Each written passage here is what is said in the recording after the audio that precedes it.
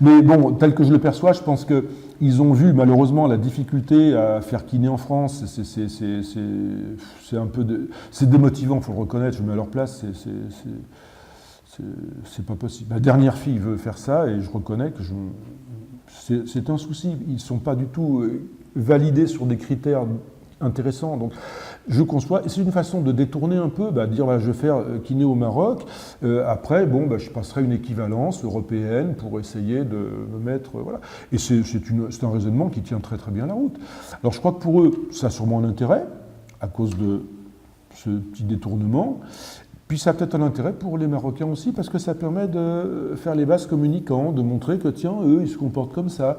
Et à une époque où maintenant, comme on dit, le multiculturalisme est d'actualité, c'est bien de voir ce que chacun apporte. En France, on voit des étudiants, il y en a qui sont asiatiques, il y en a qui sont français, ils ne fonctionnent pas toujours pareil.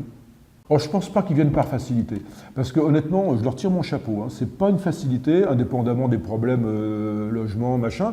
Ils sont comme expatriés, ce qui n'est jamais très facile au premier abord. C'est vrai aussi dans l'autre sens d'ailleurs. Mais surtout, il faut qu'ils bossent probablement plus, sachant qu'ils vont être obligés de faire une mise à niveau. Donc, s'ils ne sont pas de bon niveau, ça ne marchera pas. Donc ils sont souvent plus demandeurs, et je crois que pour les étudiants marocains, c'est aussi une façon de les tirer, de les entraîner, parce que ça leur donne un vis-à-vis, un échange. Ce qui est terrible, c'est quand on reste entre soi, on peut s'amuser à faire des petits trucs gentils dans son coin, et ça ne va pas. Et je pense que Halim Belfakir a compris cette chose-là, et je crois qu'il tient à ce qui est justement, même s'il y a plus évidemment de Marocains que de Français, qui est quand même cet échange qui soit dès le début, ça aide tout le monde. Les Français, ils sont obligés de bosser davantage, puis les Marocains, ça les incite à justement à être un peu entraînés. Je crois que tout le monde y gagne, je crois que c'est intéressant de ce point de vue-là. A priori, je dirais que oui, parce que, il faut qu'ils se mettent dans le bain, c'est-à-dire que de retour en France, en général, on leur demande, on évalue leur niveau pour voir si, alors ils viennent de la HECA ou d'ailleurs, j'en sais rien, mais pour voir justement ce qu'ils valent, auprès de directeurs d'école.